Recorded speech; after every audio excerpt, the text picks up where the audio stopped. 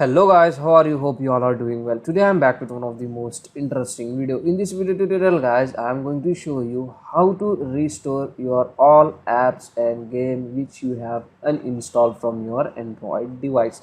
So for this guys, you don't need to do any extra hard work. Just open your Google Play Store. After opening on the top right side corner, you can see your profile. Quick, just tap on it. From here you want to open manage apps and devices. Just tap on it, get on manage, and here you can get your all installed app on your device, as you can see guys.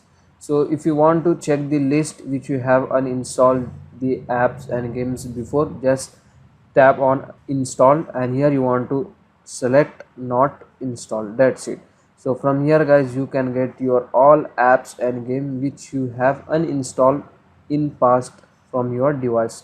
So if you want to install, just tap on it, and here you can get the option to download, and if you want to delete, you can also delete it from here.